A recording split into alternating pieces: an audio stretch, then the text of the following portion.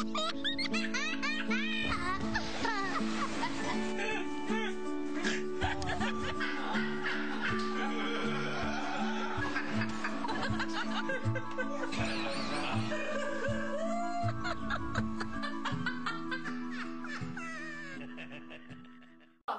hurle, On braie, on pète ou on pisse de rire. on est secoué, On trempe de rire, on hoquette, on éclate de rire, on se tient les côtes, on s'en tape le cul par terre. on se donne des claques sur les cuisses. On est plié en deux, on se tord, on a le fou rire. Mais qu'est-ce que ça me fait? Qu'est-ce que ça vous fait?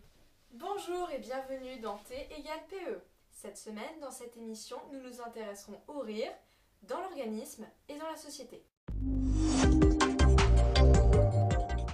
Tout d'abord, nous allons nous intéresser au rire dans l'organisme, avec, pour débuter, les muscles et systèmes nerveux concernés. Le muscle grand zygomatique est un muscle de la joue allongé, aplati et fin qui s'insère sur l'os pommel, l'os molaire, puis descend vers les commissures des lèvres avec le muscle labial. Il attire les lèvres supérieures vers le haut et l'extérieur. Il se contracte sous la joue, ce qui entraîne le surélèvement de la commissure des lèvres et traduit l'expression du bonheur. Cette expression va du sourire à l'éclat de rire. Le muscle petit zygomatique est un muscle de la joue étroit et grêle. Il se fixe sur l'os molaire, descend en dedans pour terminer dans l'épaisseur des lèvres avec le muscle élévateur.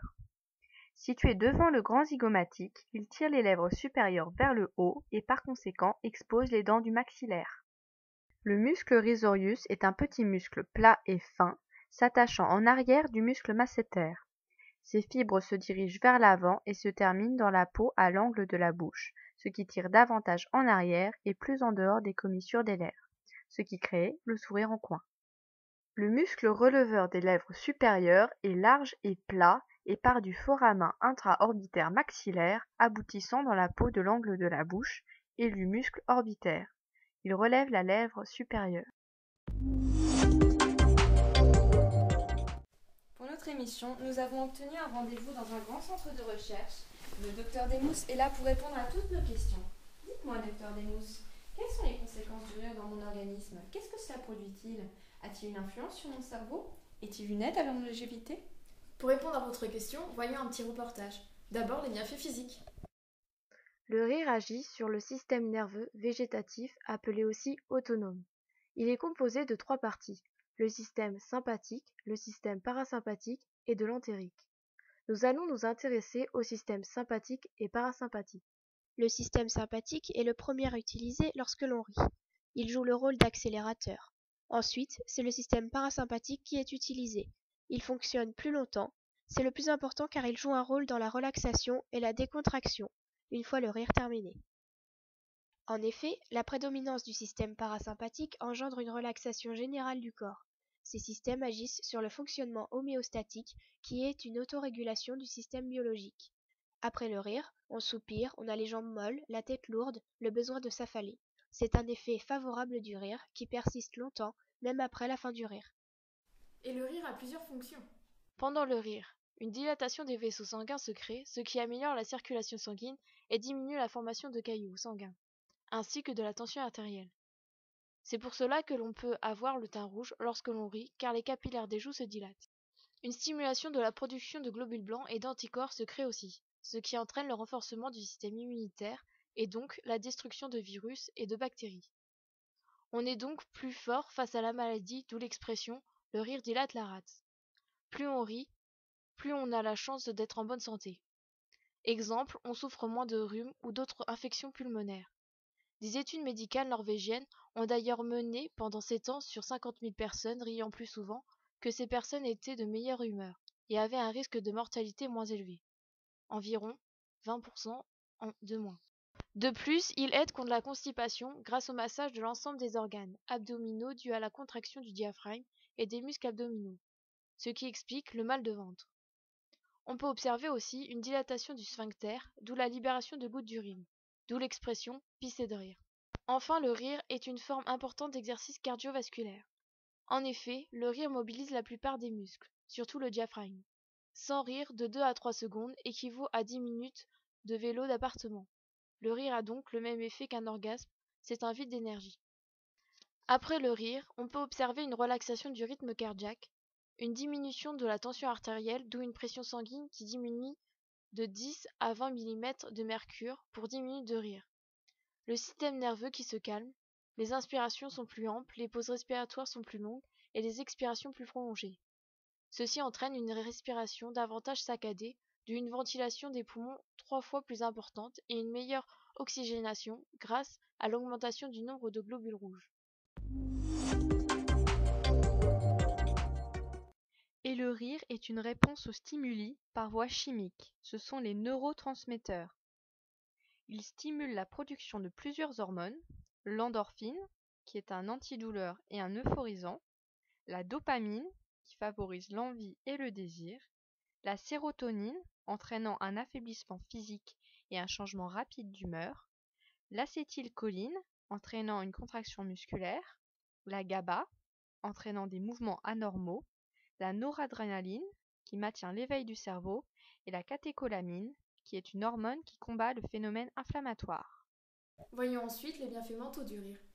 Le rire aide à synchroniser les hémisphères du cerveau. L'hémisphère gauche est le côté de la raison, de la logique et de l'analyse. L'hémisphère droit est le côté de la créativité, de l'émotion, de l'imagination et du rire. L'équilibre entre les deux hémisphères facilite la prise de bonnes décisions et augmente le sentiment de bien-être. Le rire est une aide psychologique et a un impact sur l'humeur. En effet, il lutte contre l'anxiété, la dépression, l'agressivité. Il aide donc à dédramatiser. De plus, grâce à la production de neurotransmetteurs, le rire est le meilleur anti-stress. Il abaisse le taux sanguin d'hormones du stress et crée une détente musculaire. Et on le sait, les émotions négatives font vieillir plus vite et affaiblissent le système immunitaire. Ils sont donc les ennemis numéro 1 de la longévité. Et pour terminer, voici les bienfaits émotionnels. La sociologue Activia est là pour nous éclairer sur les bienfaits émotionnels du rire. Dites-moi, quels sont-ils ? Le rire insuffle la joie dans les tranchées, c'est une véritable pulsion de vie et d'éveil.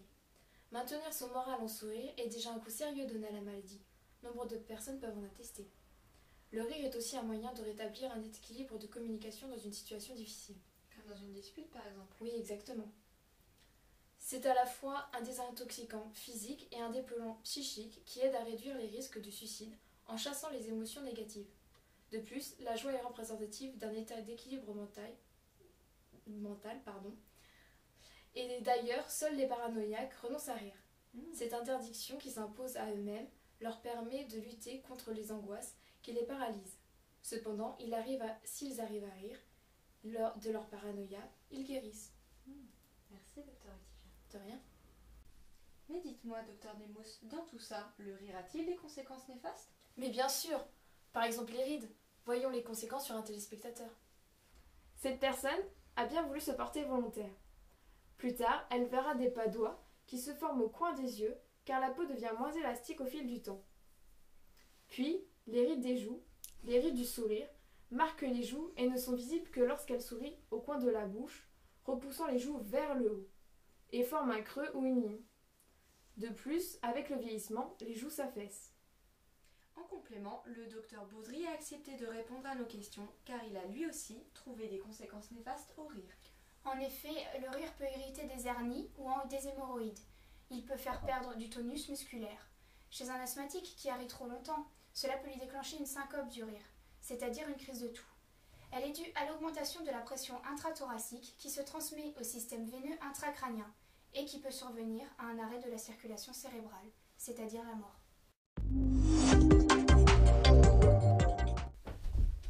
Deux enfants discutent de judo. Mon père est ceinture noire et ma mère est cordon bleu. Cette séquence était sponsorisée par Marambar.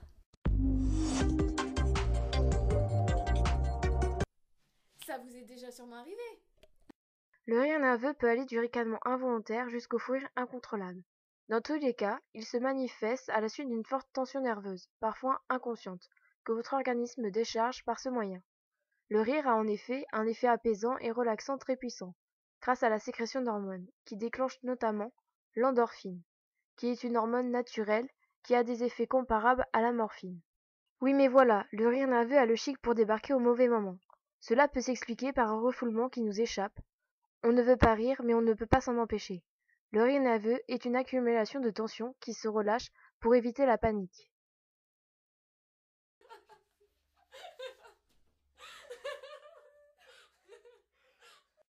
Proche de lui, le fou rire est un rire incontrôlé, inapproprié et qui dure bien au-delà du rire classique.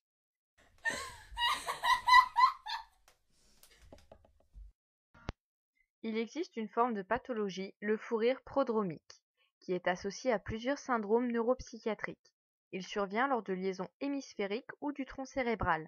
Ce sont des rires ou des pleurs pathologiques, c'est-à-dire inadéquates, incontrôlées et d'intensité anormale.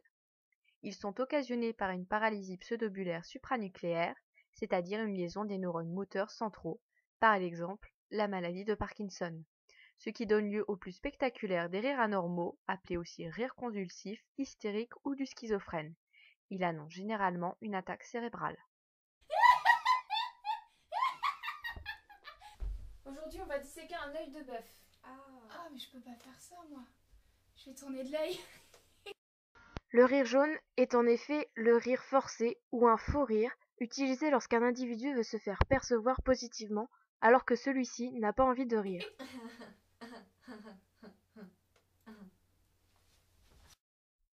Le rire silencieux chez l'enfant est proche de la mimique du singe, bouche ouverte, visage détendu. Quant à l'adulte, il rit parfois en reproduisant de petites expirations nasales, saccadées, non vocalisées, souvent par timidité ou par discrétion.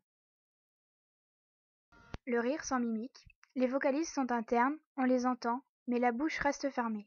Le rire forcé s'exprime de cette manière, tout comme le ricanement, où seule la lèvre supérieure se soulève. Le sourire vocalisé est lorsque la bouche s'ouvre légèrement, des rides apparaissent autour des yeux, de petites vocalisations se font entendre. Très souvent, le sourire annonce le rire. Le rire d'intensité moyenne est lorsque la bouche est ouverte, une rétraction des commissures labiales découvre les dents, et les ha ha ha sont audibles. On appelle le rire explosif lorsque la bouche est largement ouverte et la tête rejetée en arrière. Les vocalisations sont très bruyantes. Parfois, la gorge se gonfle, d'où l'expression rire à gorge déployée. Les rires cataplectiques, créés par une perte de tonus musculaire d'origine émotionnelle, touchent uniquement la parole, la musculature maxillaire ou la nuque. Selon l'expression populaire, femme qui rit à moitié dans ton lit, il ne s'agirait pas d'un rire lié à l'humour, mais plutôt lié à la tension sexuelle montante que la femme a besoin de relâcher. Ainsi, le rire de la femme, chez deux personnes en phase de séduction, montrera à l'homme qu'il est sur la bonne voie pour la séduire complètement. Hey baby, tu me donnes ton petit nom? Pourquoi t'en as peur? Les rires en boîte sont des rires enregistrés, utilisés dans le monde du spectacle pour déclencher le rire chez le spectateur. En effet, lorsque le rire a été provoqué une fois, il est plus facile qu'il revienne une nouvelle fois. Lorsqu'on les entend, ça nous donne envie de rire. Fille, mais qui finit quand même par J'ai l'apprécier. passé une audition pour ce rôle, mais a priori c'est Shia LeBeouf qui a raflé la mise auprès des producteurs. Mon père est arrivé. Et pourtant je fais largement autant d'entrées que Monsieur LeBeouf. Ah oui, bien sûr, chérie. Bon, allez, on en reparlera tout à l'heure. Oh, d'accord, mais je reviens après la fin du film, et que ça ait D'accord. marché ou non, nous disons tout à ton. D'accord, allez, va-t'en. Parce que lorsque le grand Jake Ryan est amoureux d'une fille, Il ne baisse jamais les bras, j'ai compris, va-t'en. Salut. Oh, les acteurs.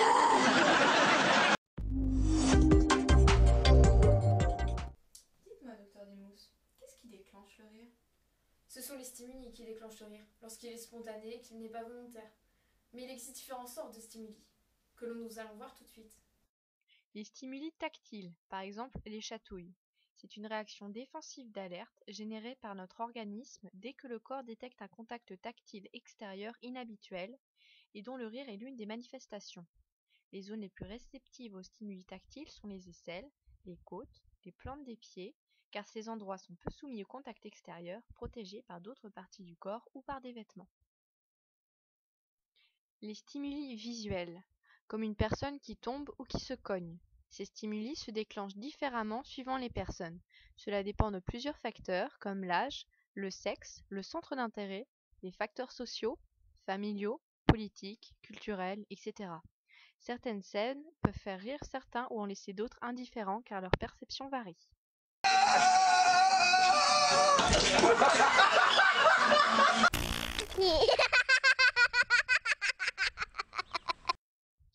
Les stimuli auditifs et olfactifs, comme les gaz. Ces stimuli s'adressent surtout aux enfants qui s'esclaffent lorsqu'un de leurs camarades fait une flatulence. Le son comme les odeurs les amusent. les stimuli intellectuels, comme par exemple de voir quelqu'un qui est mal habillé. Cela dépend de la perception de certaines situations. Nous savons que les traits de caractère, les styles vestimentaires, les idées politiques, culturelles ou religieuses varient selon les individus. Lorsque l'on rencontre une personne différente, il est possible qu'en partie pour se moquer, le rire devienne incontrôlable car cette personne peut surprendre, faire des actions qui jamais ne nous seraient venues à l'esprit. Les stimuli dits toxiques, comme l'alcool et la drogue. Ces substances nous plongent dans un état de joie et de bien-être qui va peu à peu laisser place au rire. Le protoxyde d'azote, appelé gaz hilarant, est un stimuli artificiel. Il provoque un rire irrépressible à la moindre inhalation. Ce gaz est incolore et inodore. Il libère complètement le cerveau, paralyse l'action des fibres qui ralentissent la transmission des influx nerveux entre les neurones et le système limbique, qui est le siège des émotions. Résultat, ces fibres circulent alors librement et nous rions quasiment de tout. Le rire peut être causé par le comique en général et par l'humour. L'humour est aussi un stimuli, qui peut être visuel ou auditif. C'est une forme d'esprit qui souligne avec ironie et détachement les aspects plaisants, drôles et insolites de la réalité. Il permet même parfois de plaisanter de choses qui devraient effrayer, irriter ou peiner. Les différents humours sont les histoires drôles et l'ironie, les blagues et la parodie, la farce et la satire, le grotesque et le cynisme, le ridicule et le scabreux ou l'humour noir et l'absurde. L'humour est utilisé dans la vie courante. De plus, on remarque qu'il y a de plus en plus d'humoristes, car avec la vie qui est plus difficile, les gens veulent s'échapper des difficultés du quotidien. Ainsi, ces personnes tournent en dérision nos propres problèmes. Cependant, nous pouvons remarquer que les sujets traités ne sont plus les mêmes que ceux d'avant, car les tabous ont changé. Le rire est réputé pour être contagieux. Une personne qui rit amène le rire. C'est le rire social, le rire de groupe. En effet, le rire peut être parfois tellement contagieux qu'en dans des cas extrêmes, il peut créer une épidémie de rire, comme en 1962 en Tanzanie où 1000 personnes ont été entraînées jusqu'à l'épuisement et à la syncope du rire. Cette épidémie a dû une origine psychologique et à une hystérie générale. C'est un effet de mimétisme, comme lors d'un bâillement par exemple. Ce phénomène de mimétisme est dû à un processus neurologique spécifique de détection de reproduction du rire. C'est un mécanisme neuronal responsable qui reproduit le comportement qu'il détecte, provoquant une réaction en chaîne du comportement. On appelle plus communément les neurones miroirs. Le rire peut être aussi dû au stress, provoqué par un surcroît de sentiments difficiles à gérer, pouvant entraîner un rire nerveux, qui servira à échapper du quotidien et reprendre une bouffée d'oxygène.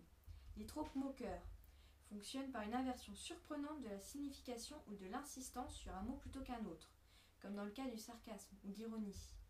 Un sous-entendu soudain et surprenant ou encore un double sens caché dans une affirmation en apparence innocente dont la découverte renverse d'un coup son innocence.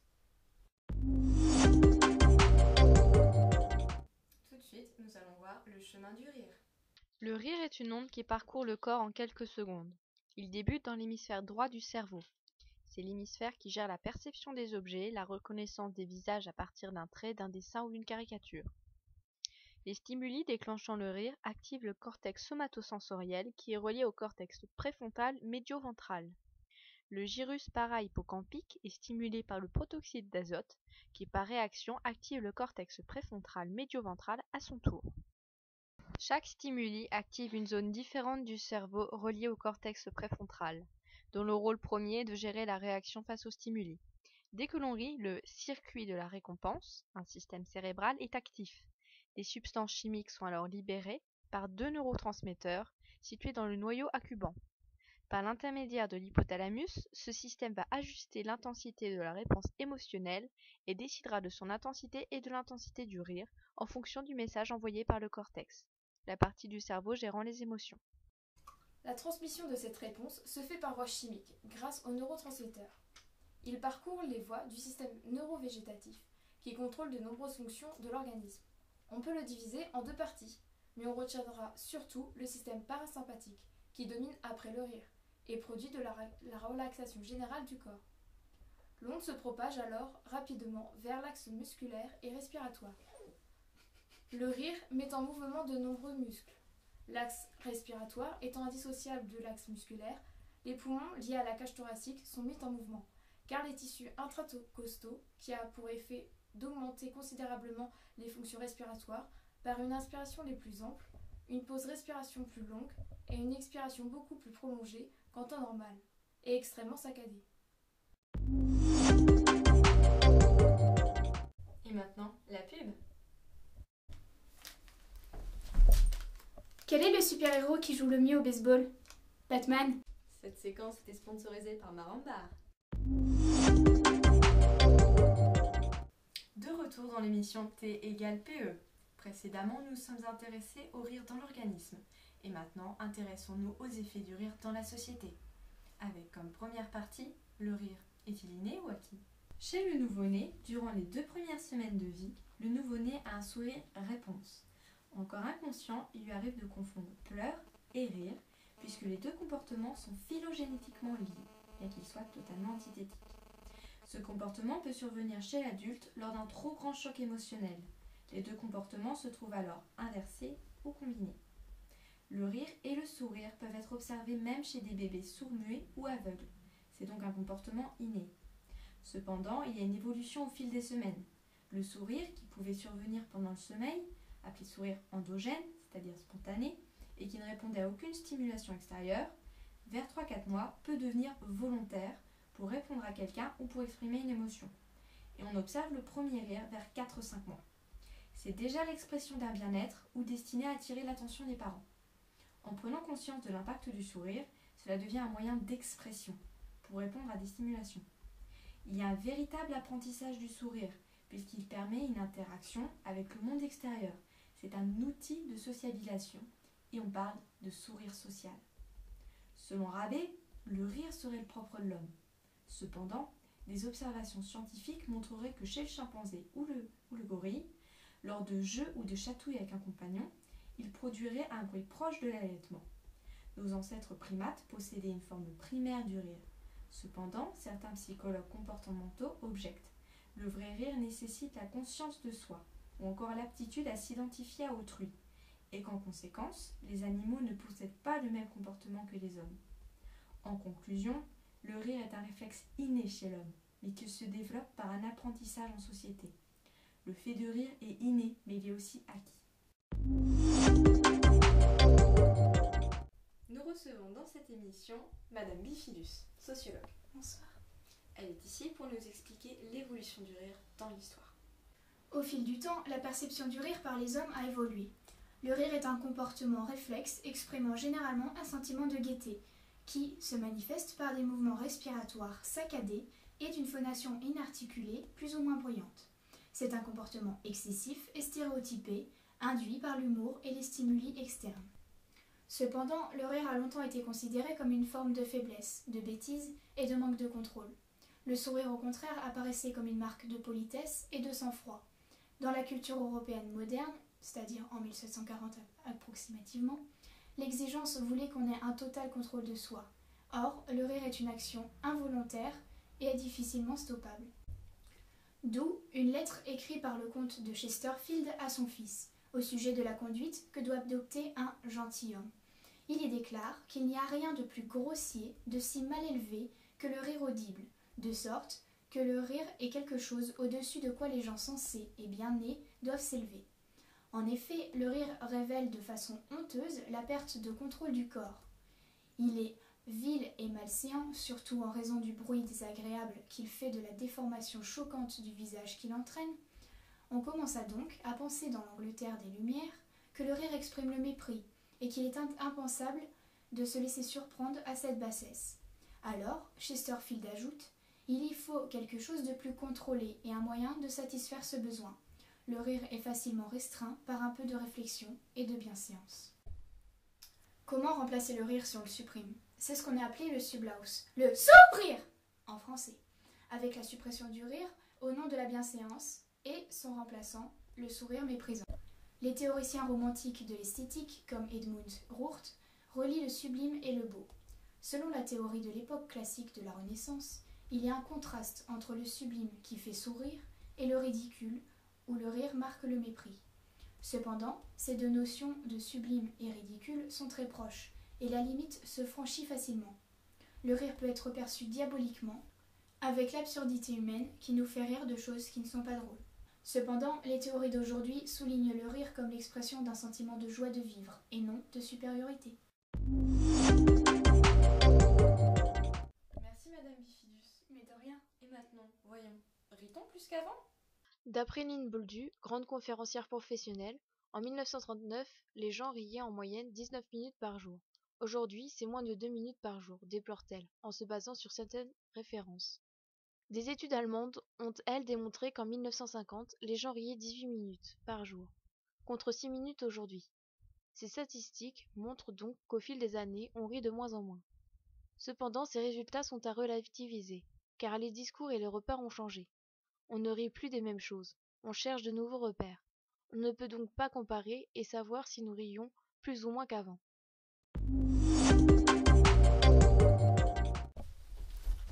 Quelle est l'hormone la plus active pendant l'adolescence? La testostérone. Cette séquence était sponsorisée par Marambar. Mais quelle est la place du rire dans la société? Au Moyen-Âge, le rire y est méchanceté, diablerie, désinhibition ou subversion réprimée par l'institution religieuse. L'humain rit 12 fois moins seul qu'en présence d'autres personnes, ce qui tend à prouver que le rire a un rôle social. Quand celui-ci a été déclenché, il aura tendance à être plus facilement déclenché très peu de temps après. Le rôle du rire serait double. Pour celui qui rit, le cerveau relâcherait des hormones destinées à contrer les effets du stress qui s'est révélé faux. Contrairement à une idée reçue, le rire n'exprime pas la joie, mais le rire rend joyeux. Pour ceux qui entendent le rire, cela indique l'absence de danger. Il permet donc de faire savoir quand et où il n'y a plus de danger pour pouvoir s'amuser et se relaxer. On rit quand on ne sait pas quoi dire, pour s'échapper d'une situation gênante. Il est provoqué par la douleur, une exténuation physique de tout le corps, ce qui aura de lancer un rire nerveux de douleur, ou bien encore volontaire et exagéré. Nous pouvons constater que les politiciens de plus en plus n'hésitent plus de nos jours à se servir du rire comme une arme, un moyen de faire passer un message. Par exemple, M. Hollande utilise dans la plupart de ses discours quelques blagues. Ceci permet au premier abord d'adoucir notre vision de la vie politique et que celle-ci se montre plus moderne. On rit pour se moquer, on provoque nos ennemis, grâce au rire, on les diminue. Le rire est un besoin, il fait communiquer les émotions comme pour l'angoisse et la peur. C'est l'inconscient qui nous fait rire. Se poser la question « Pourquoi rions-nous » nous permet d'en savoir plus sur soi. On peut aussi s'empêcher de rire par politesse, pour donner une meilleure image de soi, comme lorsqu'on nous demande « Ça va ?» Cela nous fait aussi partager nos émotions, renforcer les liens. Le sourire est un lien social, il se contrôle facilement et il est à la base du rire. Rire sans raison ou à contresens peut nous faire sembler fous. Le stéréotype du savant fou... Rire sans raison ou à contresens peut nous faire sembler fous. Le stéréotype du savant fou, popularisé par le cinéma hollywoodien, utilise ce principe pour le rire machiavélique.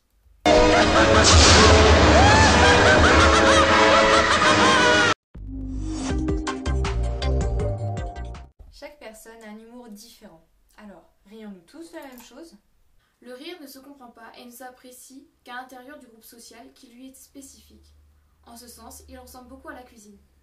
Pour comprendre un groupe social ou un peuple, il faut manger avec lui, boire avec lui, rire avec lui des histoires qui le font rire. Or, les univers mentaux et les valeurs sont quelquefois très éloignés, voire incompatibles. Pour Freud, si les garçons blaguent sur le sexe, c'est pour assouvir leurs désirs. En quelque sorte, quand ils en parlent, ils les assouvissent. Posons-nous cette question. Un enfant rit-il plus qu'un adulte? Oui, en général, un enfant rit plus qu'un adulte, mais cela dépend des enfants. Ils sont souvent plus curieux et happés par tout. Ils découvrent de nouvelles choses et sont donc plus surpris que les adultes, qui, eux, connaissent davantage de choses. Les philosophes sont d'accord que la surprise et l'admiration sont des émotions fondamentales pour rire. Girolamo Francastro, dans De Sympathia, a écrit « Les choses qui nous poussent à rire doivent apparaître devant nous soudainement et de façon inattendue. Quand cela se produit, nous éprouvons un sentiment d'admiration, qui à son tour crée en nous un sentiment de joie et de plaisir. L'inattendu produit l'admiration produit la joie, et c'est la joie qui nous fait rire. » Hobbes insiste lui aussi sur la surprise. Pour autant qu'une même chose n'est plus ridicule quand elle devient usée ou habituelle, la cause du rire, quelle qu'elle soit, doit être nouvelle et inattendue. La cause du rire doit être quelque chose qui provoque l'admiration.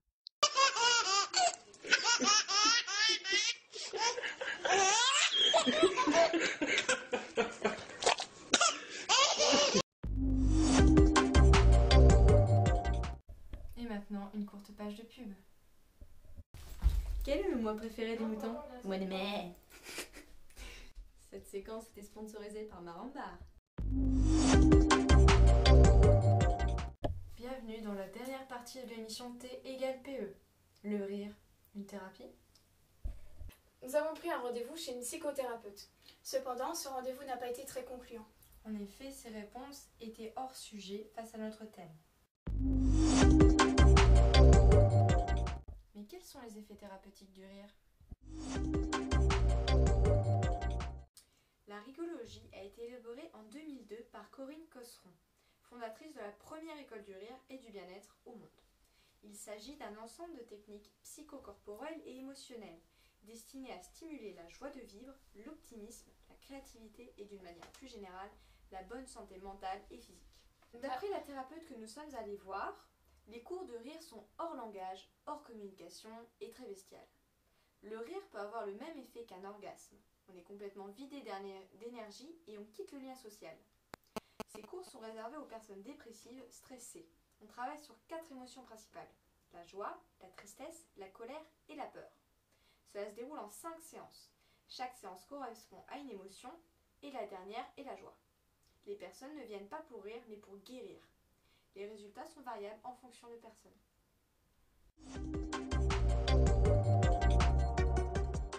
Le métier d'OP-clown est pratiqué par des comédiens professionnels qui utilisent l'improvisation et les diverses disciplines artistiques, comme la musique, le chant, la danse.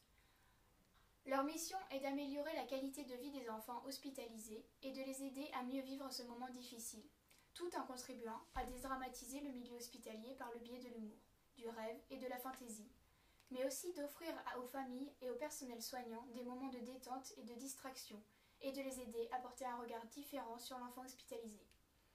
Ainsi, lorsque les équipes soignantes pratiquent des soins douloureux, ils font de plus en plus appel au Nez Rouge du Rire Médecin, une organisation de clowns d'hôpital. Les clowns captent l'attention de l'enfant, mais aussi des parents, et le détournent de l'acte médical. Les soignants peuvent donc travailler plus sereinement et se consacrer aux aspects techniques de leurs gestes. Un homme a réussi à prouver que le rire peut guérir. Norman Cousin a guéri de la spondylarthrite ankylosante, une maladie arthrique très douloureuse, considérée comme irréversible, et tout ça lui-même. Il a utilisé 3 choses: la pensée positive, une dose élevée de vitamine C et le rire. Pour cela, il visionnait des films comiques aussi souvent que possible. Il s'aperçut que 10 minutes de rire lui permettaient d'être 2 heures sans douleur. Au bout de 6 mois de ce traitement par le rire, il était définitivement guéri. Il y a 40 ans, les humains ne faisaient face qu'à 4 situations de stress par semaine. Aujourd'hui, c'est au-delà de 50 par jour. Pour passer au travers de ces épreuves, il faut rire et prendre soin de soi. L'art du bonheur par le plaisir, et le rire nous aide à mieux gérer nos angoisses. Mais quel est vraiment le but d'une thérapie?